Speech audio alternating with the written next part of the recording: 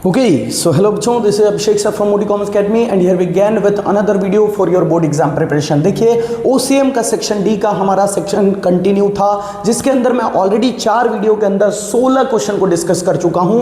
ये है हमारा वीडियो नंबर 5वां, जिसके अंदर मैं 17वें क्वेश्चन से डिस्कस करूंगा और बहुत अच्छे खासे क्वेश्चन को मैं कवर करने की कोशिश करूंगा। जितने भी मैं क्वेश्चन कवर कर रहा हूं, मैं बार बार आपको रिपीट कर रहा हूं, जितने भी क्वेश्चन मैं कवर कर रहा हूं आप कमेंट बॉक्स में लिखते रहते हो, मैं देखता रहता हूं, रिप्लाई नहीं कर पाता क्योंकि बहुत सारे कमेंट होते हैं यार, बहुत सारे व्हाट्सएप पे मैसेजेस होते हैं, मैं रिप्लाई नहीं कर पाऊंगा लास्ट टाइम पे, मुझे वीडियोस बना के आपके लिए अपलोड करना रहेगा, है ना। चलो शुरू करेंगे इस क्वेश्चन की तरफ से। Explain elements of delegation of authority, है ना। कमेंट में आप राय दो, मैं पढ़ लेता हूं, समझ लेता हूं, भाई दिक्कत नहीं आएगा, बस आप वहां पे मेरे को सजेशन देते रहो, मैं देख के उसके अकॉर्डिंग काम अपना चालू रखूंगा। क्वेश्चन है sir, elements of delegation of authority. Delegation of authority के एलिमेंट्स के बारे में डिस्कस करेंगे हम, तो सबसे पहले हम उसका मीनिंग को डिस्कस कर लेते हैं। देखो लुईस एलन ने क्या बोला, लुईस एलन ने बोला कि डेलीगेशन ऑफ ऑथोरिटी का मतलब होता है रिस्पॉन्सिबिलिटी और पावर अपने सबऑर्डिनेट्स को असाइन करना, प्रोवाइड करना। असाइनमेंट का मतलब होता है टू प्रोवाइड, है ना, to provide responsibility and authority to its subordinate by creating accountability। देखो यहाँ 3 चीज क्रिएट हो रहा होगा। सपोज करो ये टॉप लेवल पे बंदा है ना, तो ये क्या करता है ना, जो इसके बॉटम में जो भी लोग वर्क कर रहे हैं, ये लोग को क्या करता है, वो रिस्पॉन्सिबिलिटी देता है, साथ में ऑथोरिटी देता है ना। लेकिन लास्ट में ये भी बोलता है कि भाई तुम जो भी काम किए हो उसका रिपोर्टिंग मुझे दोगे।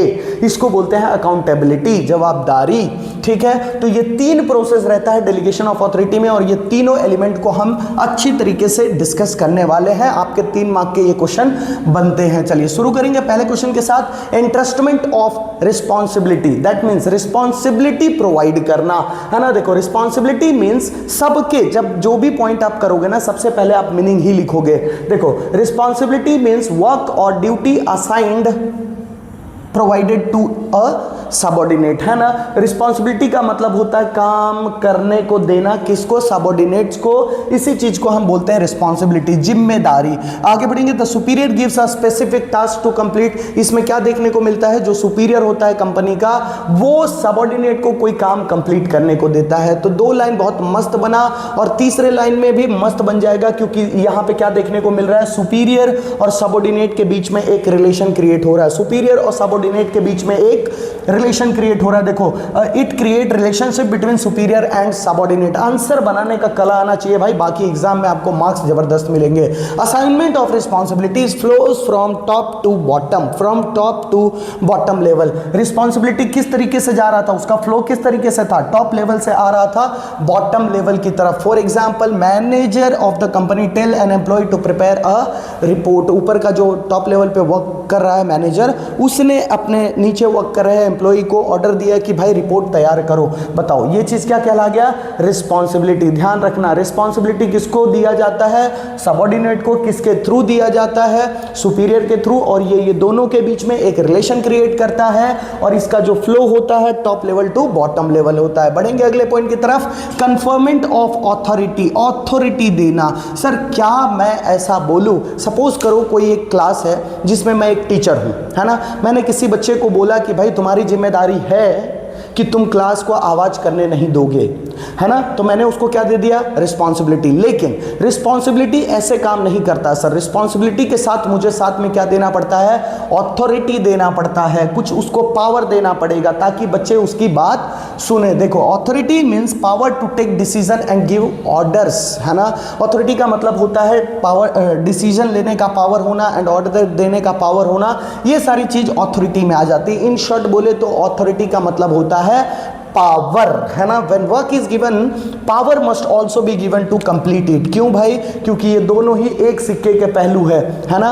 Authority and responsibility are the 2 sides of same coin. ये भी डायलॉग बाजी आप इसमें कर सकते हो। जब काम दिया जाएगा ना तो साथ में उसको पावर भी दिया जाना जरूरी है। काम दिया आपने तो साथ में उसको पावर भी दो। Authority also flows from top level to bottom level. Top level वाला पावर देता है बॉटम लेवल को। रिस्पॉन्सिबिलिटी भी टॉप लेवल से बॉटम लेवल की तरफ फ्लो कर रहा है, अथॉरिटी भी top level to bottom level की तरफ फ्लो कर रहा है। Without authority the person can not complete the work properly, उसकी बात ही कोई नहीं मानेगा। मान लो मैं किसी सुपरवाइजर को बोल दिया, किसी पर्सन को कि भाई तू एक काम कर, वर्कर सही तरीके से काम करने चाहिए, ये तेरी जिम्मेदारी है देखने के। अब मैंने उसको कुछ पावर नहीं दिया, कुछ अथॉरिटी अवेलेबल नहीं किया, तो क्या वो अच्छी तरीके से काम करा पाएगा सर? नहीं करा पाएगा। Without authority the person can not complete the work properly, वो अपना काम अच्छी तरीके से कंप्लीट नहीं करा पाएगा। ओके, हम पढ़ रहे हैं element of delegation of authority, जिसमें 3 एलिमेंट है। पहले ऊपर से नीचे गया रिस्पॉन्सिबिलिटी, फिर ऊपर से नीचे गया अथॉरिटी, रिस्पॉन्सिबिलिटी दिया तुरंत अथॉरिटी दिया।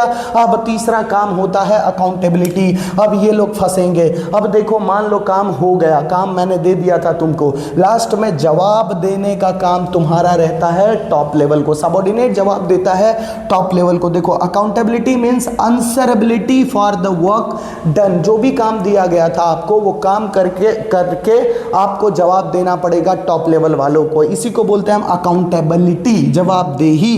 The subordinate must report and explain the result to its superior. Superior को जाके बताएगा कि सर जो भी आपने काम दिया था उसका पूरा रिपोर्ट देगा, उस काम के रिगार्डिंग जो भी चीज हुआ एक्सप्लेन करेगा। मान लो वो अचीव हुआ तो जाके बताएगा, नहीं अचीव हो पाया तो क्यों नहीं हो पाया, वो भी चीज के ऊपर डिस्कशन करेगा। अकाउंटेबिलिटी का फ्लो किस तरीके से जाता है सर? बॉटम लेवल से टॉप लेवल की तरफ जाता है अकाउंटेबिलिटी का flow. Last, it can not be transferred which can not be delegated, है ना, ध्यान रखना, ये ट्रांसफर नहीं किया जा सकता। अकाउंटेबिलिटी जिस पर्सन का, अभी देखो, मान लो भले ही टॉप लेवल वाले ने क्या किया कि बॉटम लेवल वाले को रिस्पॉन्सिबिलिटी डेलीगेट कर दिया, लेकिन फिर भी अगर कुछ काम रह जाता है, कंप्लीट नहीं हो पाता है, तो वो मैनेजर ही उसके लिए जिम्मेदार कहलाता है। ठीक है, it can not be transferred, ये ध्यान में रख लेना, ये एमसीक्यू के लिए इंपॉर्टेंट क्वेश्चन है। ठीक है, चलो जल्दी से नोट्स बनाएंगे, बढ़ेंगे हम अगले क्वेश्चन की तरफ। आप स्क्रीनशॉट लेते चलो, वीडियो खत्म होने के बाद आराम से नोट्स बनाते रहना। ओके, चलिए बढ़ते हैं अगले क्वेश्चन नंबर 18 की तरफ। डिस्कस करते हैं इनफॉर्मल ऑर्गेनाइजेशन के बारे में।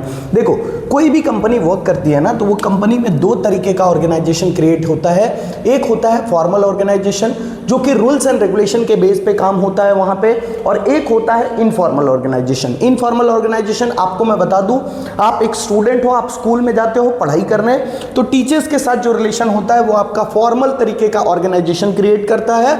एंड आपके जो फ्रेंड्स होते हैं, जहां पे आप बैठते हो, जिन लोगों के साथ आप बेंच शेयर करते हो, है ना, वो जो ऑर्गेनाइजेशन क्रिएट करता है वो होता है इनफॉर्मल ऑर्गेनाइजेशन। तो कोई भी ऑर्गेनाइजेशन के सक्सेस होने के पीछे 2 टाइप के ऑर्गेनाइजेशन होते हैं, एक फॉर्मल एंड दूसरा इनफॉर्मल ऑर्गेनाइजेशन। ठीक है, चलो इनफॉर्मल ऑर्गेनाइजेशन पढ़ लेते हैं। Informal organization is a group of people formed naturally ये फॉर्म होता है। इसके पीछे कोई ऐसा नहीं होता है कि भाई ये तुम्हारा सर है, ये तुम्हारे प्रिंसिपल है, ये तुम्हारे ट्रस्टी सर है, इनको रिस्पेक्ट देना ही देना। नहीं सर, वहां पे कोई ऐसा रूल रेगुलेशन नहीं होता है। मेरा मन करेगा मैं किसी से दोस्ती करूंगा, उसके साथ बातचीत करूंगा, उसके साथ रहूंगा।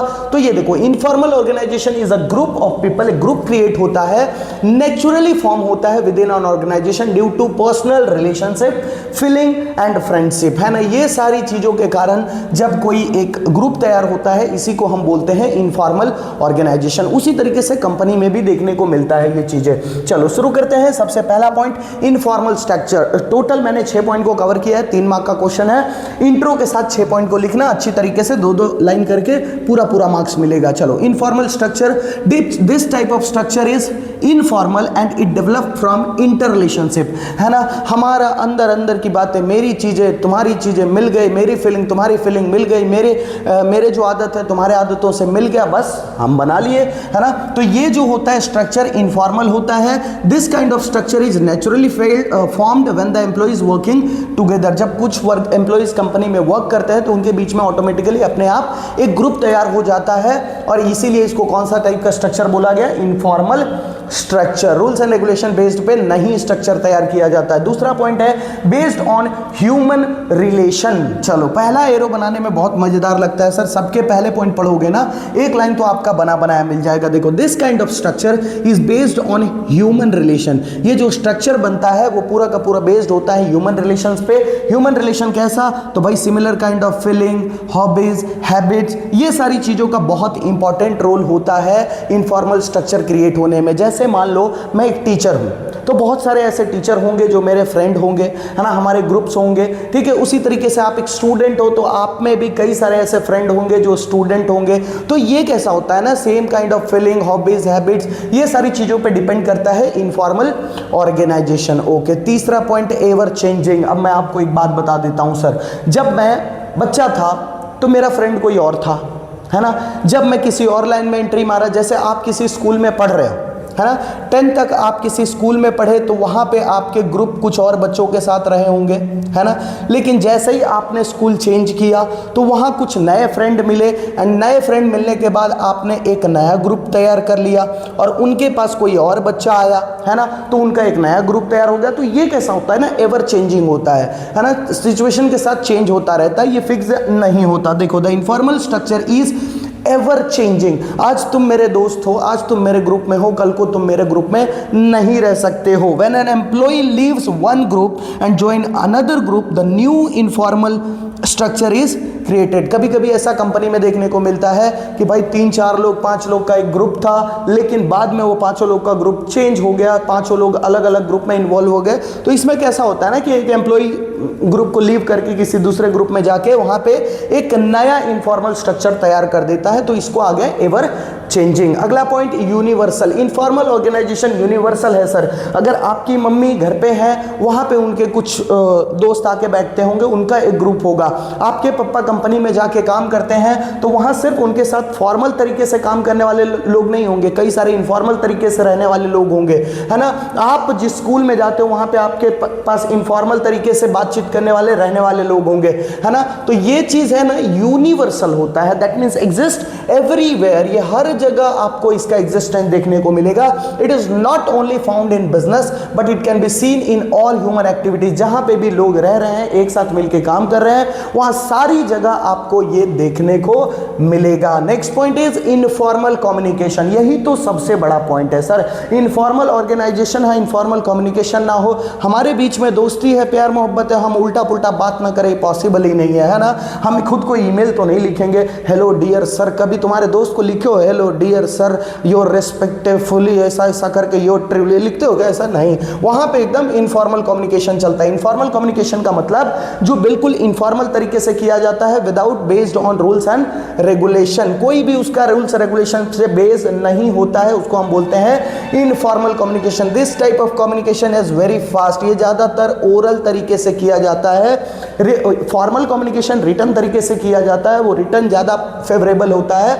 और उसी तरीके से इनफॉर्मल कम्युनिकेशन ज्यादातर किस तरीके से किया जाता है? ओरल कम्युनिकेट किया जाता है। Okay, informal communication. Last point is small size. हर जगह देखोगे आप, ये कभी नहीं नोटिस करोगे, मान लो ये पूरा स्कूल है ना, आपके क्लास में जो भी बच्चे होंगे, तो ऐसा नहीं कि सारा स्कूल में जितने भी बच्चे हैं वो सबका एक अपना मतलब एक ही ग्रुप होगा, पॉसिबल नहीं होता सर। आपको देखने को मिलेगा एक बेंच वाला, है ना, ग्रुप बना के बैठे हैं। हो सकता है 3-4 ग्रुप वाले, 3-4 बेंच वाले लोग मिलकर ग्रुप बना लिए। तो ये जो इनफॉर्मल ऑर्गेनाइजेशन तैयार होता है ना, स्मॉल होता है। The size of informal structure is small, it is dependent on individual relationship. Depend करता है भाई मेरा आपके साथ कैसा रिश्ता है, उस तरीके से क्रिएट होता है ये इनफॉर्मल ऑर्गेनाइजेशन। ठीक है, आपके पापा किसी कंपनी में अगर वर्क कर रहे हैं, जरूरी नहीं कि उनके ग्रुप में सारे एम्प्लॉइज आते होंगे कंपनी का, उनका एक ग्रुप होगा जिसमें 3-4 लोग या 5 लोग या 10 लोग, वो लोग रहते होंगे, अपना इनफॉर्मल तरीके से काम करते होंगे,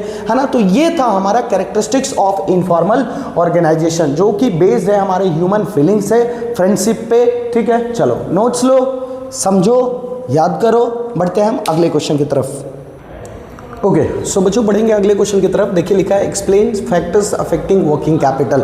वर्किंग कैपिटल का मतलब होता है वो कैपिटल, जैसे कंपनी में 2 टाइप का कैपिटल होता है। एक होता है फिक्स्ड कैपिटल, जो लॉन्ग टर्म के लिए हम लॉन्ग टर्म असेट्स परचेज करने के लिए यूज़ करते हैं, उसको हम फिक्स्ड कैपिटल बोलते हैं। वर्किंग कैपिटल का मतलब वो कैपिटल जो शॉर्ट टर्म रिक्वायरमेंट को मीट करने के लिए हम अपने हाथ में मेंटेन करके चलते हैं, this is called working capital, जो कि डे टू डे एक्टिविटीज़ को संभालने के लिए हमारे पास जो कैपिटल रखा जाता है, this is called working capital. देखो working capital means excess of current asset over current liabilities. Meaning याद कर लेना, working capital is a short term capital required for day to day activities. या तो ऊपर वाला मीनिंग लिख दो या यहाँ से यहाँ तक में मीनिंग लिख दो, तुम्हारी मर्जी, यहाँ पे कोई जोर जबरदस्ती नहीं है सर, है ना। Working capital short term capital है, required for day to day activities. मेरे ख्याल से आप ऊपर वाला लिखोगे तो भी बढ़िया, ये लिखोगे तो भी बढ़िया, आपकी मर्जी।